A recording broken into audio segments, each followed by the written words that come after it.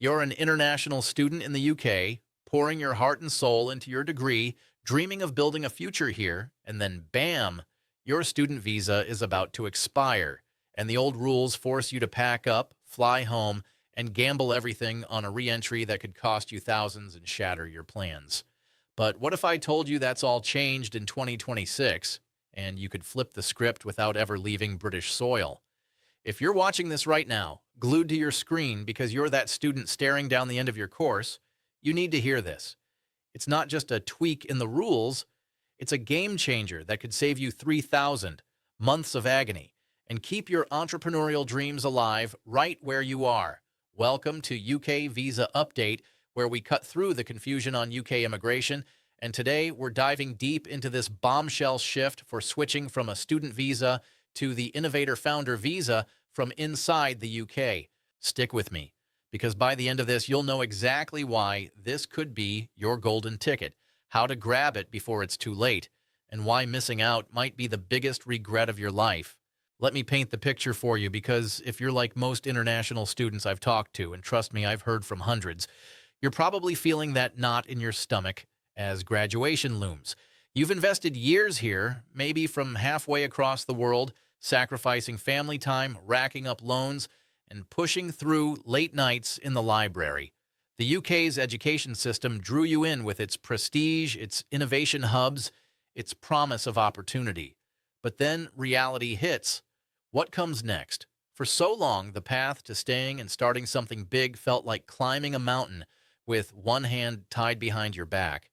You'd finish your bachelor's, master's, or PhD, buzzing with ideas from your coursework, maybe a tech startup inspired by your AI modules, or a sustainable fashion brand born from your design projects, and bam, the visa rules slammed the door. You couldn't switch to an entrepreneur visa without heading home first. That meant uprooting everything, saying goodbye to your flatmates, your mentors, your budding network, and facing the uncertainty of applying from afar. And let's be real, that afar often meant dealing with unreliable internet back home, time zone headaches for interviews, and the constant fear that a paperwork glitch could derail your whole future. It's not just inconvenient, it's heartbreaking. I've seen students lose momentum on brilliant ideas because of this forced exile, watching opportunities slip away while they're stuck in limbo. Now zoom out and think about the scale of this mess.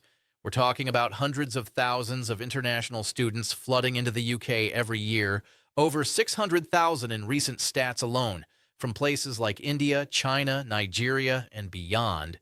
These aren't just numbers, they're ambitious minds fueling the UK's economy to the tune of billions.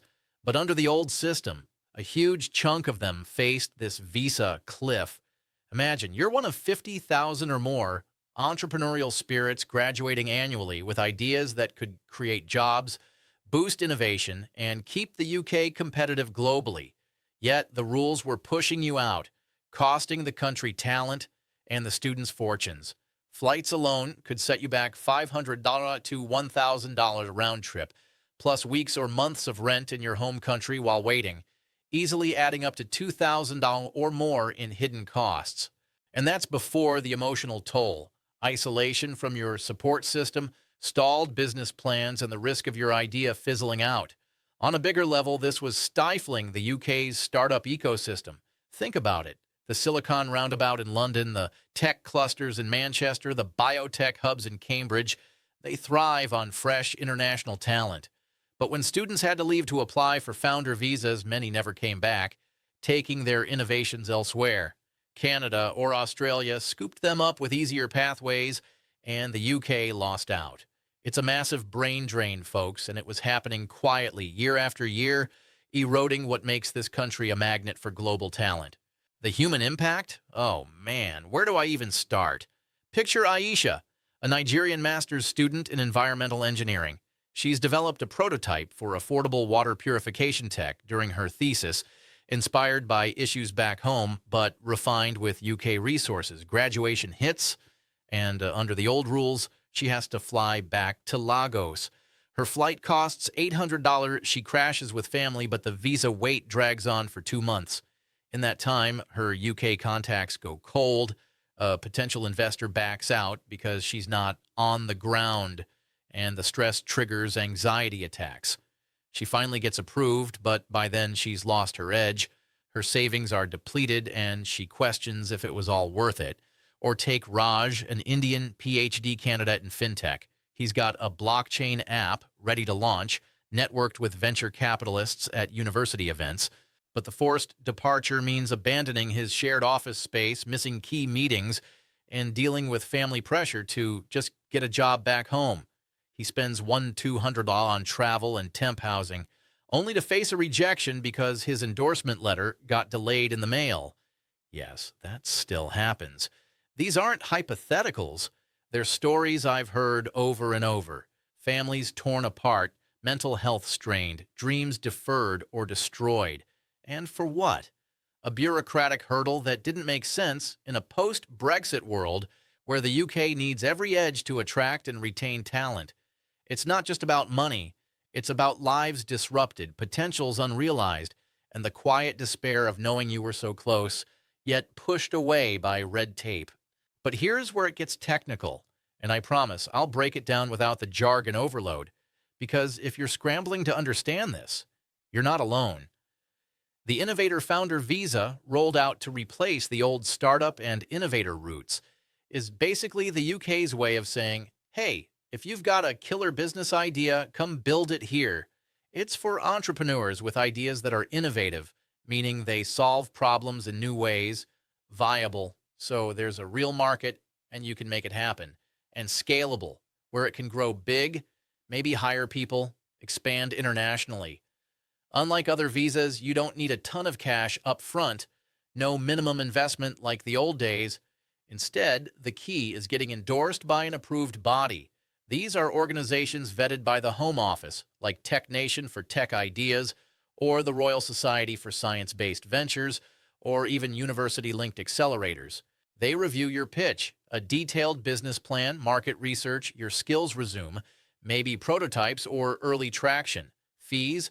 Around $1,000 to $5,000 depending on the body, but that's your entry ticket. Once endorsed, you apply for the visa. $1,036 application fee if switching in country, plus $1,035 per year for the immigration health surcharge, totaling about $4,241 for 3 years. You get to stay 3 years, run your business, and after that, if you've met milestones like revenue growth or job creation, you can jump straight to indefinite leave to remain, AILR, aka settlement. That's huge. Most routes take 5 years minimum, and some are stretching to 10 under reviews. But the old catch? As a student, you couldn't apply from inside the UK. You had to be overseas, proving you weren't overstaying. That meant submitting from your home country with all the biometrics and interviews there, risking delays if embassies were backlogged. Enter the authorities' response. The Home Office finally listened, or at least adapted, in this 2026 update. Quietly slipped into the immigration rules under Appendix Innovator Founder, they amended the switching provisions.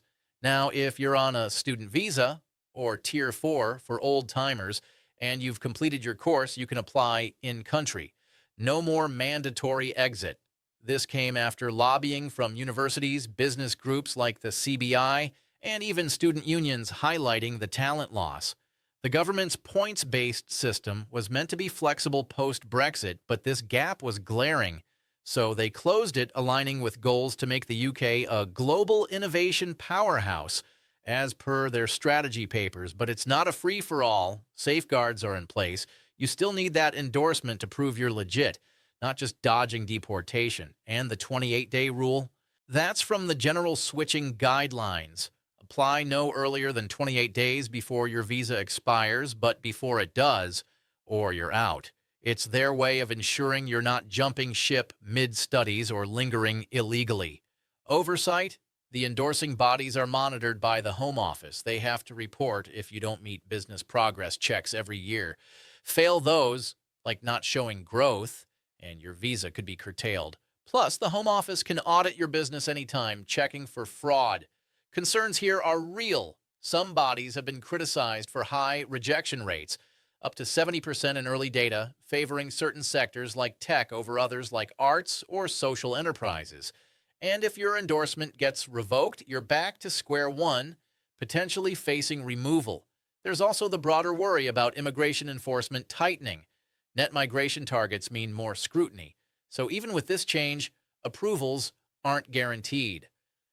If you're fired up and thinking, this is me, I've got an idea brewing, let's get into the step-by-step guidance because timing is everything, and messing this up could cost you dearly. First off, assess if you qualify early, ideally in your penultimate semester. Ask yourself, do I have a business idea that's truly innovative? Not just a cafe or online shop, but something with a twist like AI-driven tutoring for underserved kids or eco-friendly packaging from recycled ocean plastic. Research the criteria on the home office site or endorsing body pages. If yes, move to step 2. Build your plan. Draft a 10 to 20-page business proposal, market analysis, financial projections. You need to show you can support yourself with at least $1,270 in savings, your role as founder. Get feedback from uni entrepreneurship centers. Many offer free workshops. Step 3, choose and approach an endorsing body. List them out. There are about 20, from investors for investment-focused ideas to university ones like UCL Innovation. Submit your application to them, pay the fee, and wait 4 to 8 weeks for review. They might interview you, ask for tweaks, nail this, and you get the endorsement letter. Step 4, gather docs for the Visa app, passport endorsement, proof of English. Your degree usually covers it. TB test if from certain countries, finances. Use the online form on Gov UK. It's user-friendly, but double-check every field. Step 5, time your submission. Calculate your visa expiry. Say it's June 30th. Apply from June 2nd onward, but no later than the 29th. Book biometrics at a UK VCAS center. It's quick, fingerprint and photo. Pay fees online. Step 6, submit and wait. Processing is 3 weeks in country, so you'll get a decision while still legal. If approved, your new visa kicks in seamlessly. But what if things go sideways? Escalation options are key because immigration isn't forgiving. If your endorsement is rejected, appeal to the body first. Many allow resubmissions with improvements, no extra fee. If the visa app gets refused, you have administrative review rights for $80, challenging errors like misread docs. Go that route within 14 days. If that's denied, judicial review is the nuclear option. Hire a solicitor, costs $2,000 plus, but it can overturn unfair decisions.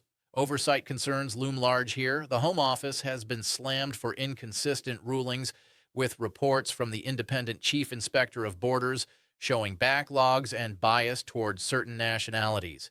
If you suspect foul play, complain to the inspectorate or your MP.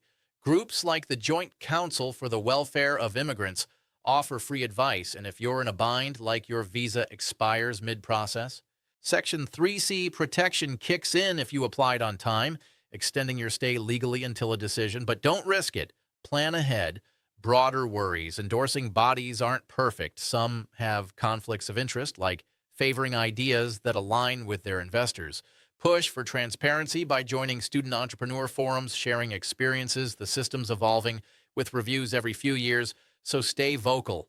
As we wrap this up, let me leave you with this story to fire you up. Think of Elena, a Ukrainian student who graduated last year under the old rules. She had a VR therapy app for mental health, endorsed and ready, but had to fly home amid war chaos. Costs soared to $4,000 with detours. Her launch delayed 6 months, nearly killing the project. Fast forward to now, with this change, she could have stayed, launched on time, and be on her way to ILR. You, watching this, could be the next success story. Don't let fear or procrastination hold you back. If you're that student with fire in your belly, start today. Jot down your idea, hit up an endorsing body site, talk to a mentor. This isn't just a visa. It's your launch pad to freedom, impact, and a life you design. You've already conquered coming here. Now conquer staying and thriving. Hit like if this opened your eyes. Subscribe to UK Visa Update for more life-saving insights because rules shift fast and I'll keep you ahead. Comment below, what's your big idea? Share this with a friend who's stressing over post-study options. It could change their world. Until next time, dream big, act now, and remember, the UK's future needs entrepreneurs like you. Stay strong.